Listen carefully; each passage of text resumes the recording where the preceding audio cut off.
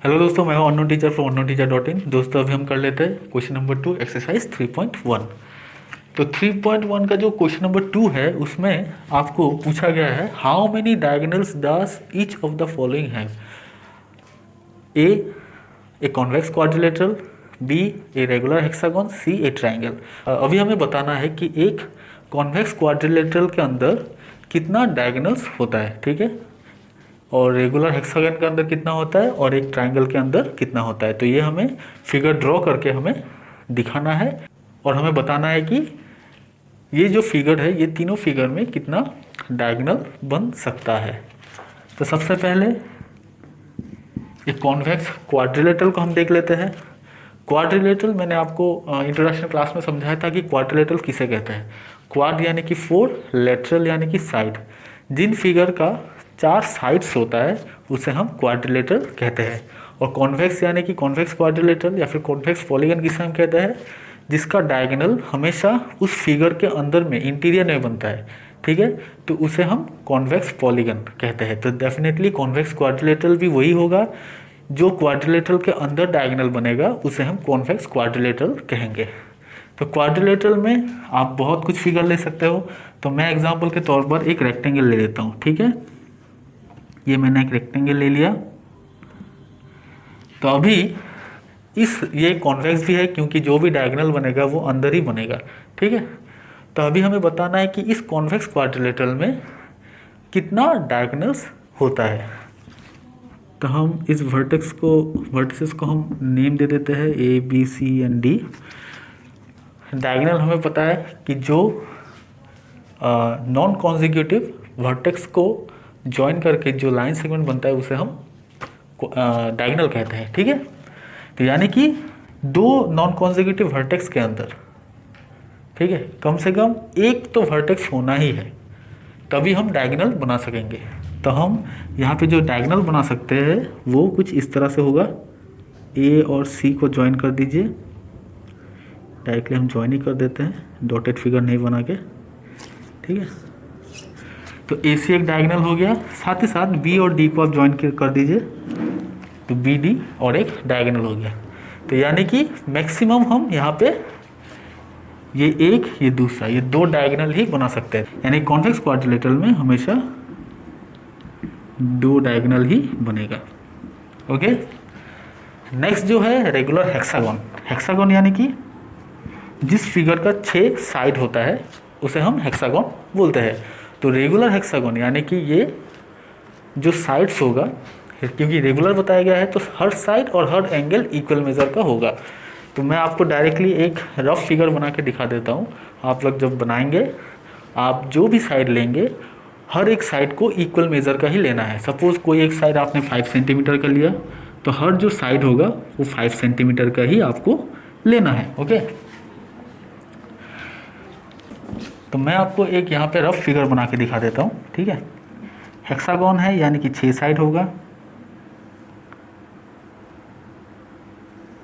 ये कुछ इस तरह से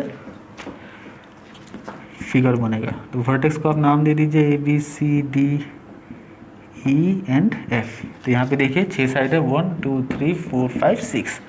तो अभी हमें इसके अंदर डायगोनल बनाना है। तो डायगोनल के लिए हमें पता है कि कम से कम 2 वर्टेक्स के बीच में कम से कम एक वर्टेक्स तो होना ही है, तभी हम इजीली डायगोनल बना सकेंगे, ठीक है। तो हम पहले ए से स्टार्ट करते हैं। तो हम देख लेते हैं कि ए से हम कितना डायगोनल बना सकते हैं। तो ए और सी के बीच में एक वर्टेक्स है, तो डेफिनेटली ये एक ईजिली डायगोनल बनेगा, ठीक है। सिमिलरली ए और डी को अगर हम ज्वाइन करते हैं तो बी और सी 2 वर्टेक्स आ गया, तो ये भी एक डायगोनल बनेगा। मैंने कहा कम से कम एक वर्टेक्स होना बहुत ही ज़रूरी है।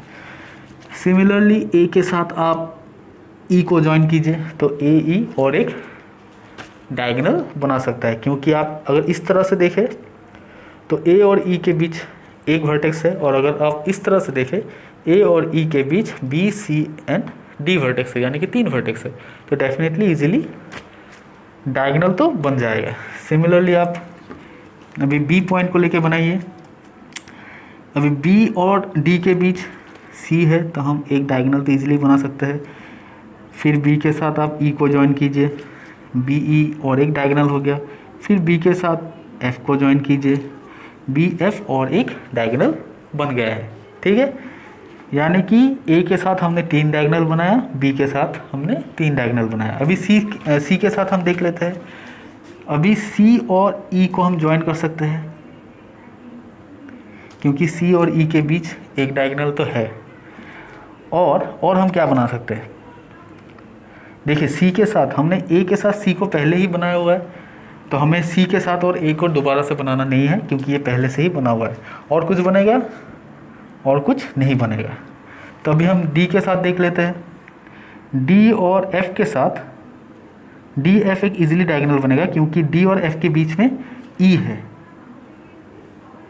तो डी और एफ एक डायगोनल बन जाएगा। अभी ई के साथ आप देखिए, ई के साथ ए बना हुआ है, ई के साथ बी भी जुड़ा हुआ है, ई के साथ सी जुड़ा हुआ है, तो ई के साथ और बनेगा नहीं। एफ के साथ बी जुड़ा हुआ है, एफ के साथ और एक डायगोनल बनेगा एफ के साथ सी। ठीक है, एफ और सी को अगर हम ज्वाइन करते हैं तो ये भी एक डायगोनल बनेगा, और इन दो डायगोनल के बीच 2 वर्टेक्स है, कम से कम एक से तो ज़्यादा है, तो डेफिनेटली ये डायगोनल बनेगा। तो और पॉसिबल डायगोनल है नहीं इसमें। तो यहाँ पे हमने कितना डायगोनल बनाया इन टोटल, काउंट कर लेते हैं। ए सी एक डायगोनल है, ए सी, ए डी एक डायगोनल है, ए डी, और ए ई एक डायगोनल है। ये हमने ए वर्टेक्स से बनाया। सिमिलरली बी के साथ देखिए, बी एफ एक डायगोनल है, बी ई एक डायगोनल है, बी डी एक डायगोनल है। ठीक है, तो बी के साथ हमने 3 डायगोनल बनाया। सी के साथ देखिए, सी ए नहीं होगा, क्योंकि ए सी पहले ही आ चुका है। सी ई होगा, सी ई एक डायगोनल है, और सी एफ ले लीजिए, सी एफ एक डायगोनल है। और क्या है, डी, डी के साथ डी बी पहले से ही है, डी ए भी पहले से है, डी एफ ओके, तो डी एफ एक डायगोनल है। तो और कुछ है, और कुछ नहीं। तो काउंट कीजिए 1 2 3 4 5 6 7 8 9, यानी कि टोटल 9 डायगोनल्स होंगे एक रेगुलर हेक्सागोन में। ठीक है, और लास्ट जो है वो है एक ट्राइंगल। तो हम यहाँ बना के देख लेते हैं ट्राइंगल में कितना डायगोनल होगा। ए बी सी, तो हमें पता है डायगोनल होने के लिए कम से कम 2 वर्टेक्स के बीच एक वर्टेक्स का होना बहुत ही ज़रूरी है, 2 नॉन कॉन्जिक्यूटिव वर्टेक्स के बीच। ओके, तो यहाँ पे कोई भी पॉइंट ले लीजिए आप। अभी सपोज मैंने ए लिया, ए से मुझे एक डायगोनल बनाना है, तो यानी कि ए और बी के बीच सी है, लेकिन ए भी हम देख सकते हैं, ए बी साइड है। ठीक है, तो ए बी कभी भी डायगोनल नहीं होगा। ठीक है, साइड कभी भी डायगोनल नहीं होता है। अगर हम बी को ले लें, बी सी तो होगा ही नहीं, बी ए भी नहीं होगा। आप रोटेशन कीजिए, क्लॉकवाइज कीजिए, एंटी क्लॉकवाइज कीजिए, कहीं से भी कीजिए, आपको 2 कॉन्सिक्यूटिव पॉइंट कहीं ना कहीं से दिख जाएगा। जैसे कि मैंने पहले कहा था, अगर हम ए लेते हैं, ठीक है, अगर मैं इस वाले क्लॉकवाइज डायरेक्शन से देखता हूँ तो ए और बी के बीच एक पॉइंट है सी। ठीक है, ए बी कॉन्सिक्यूटिव नहीं होना है, लेकिन हम देख सकते हैं अगर हम एंटी क्लॉकवाइज देखें तो ए बी कॉन्सिक्यूटिव हो रहा है। ठीक है, तो हमें यहाँ पे कोई भी नॉन कॉन्सिक्यूटिव वर्टेक्स नहीं मिल पाएगा।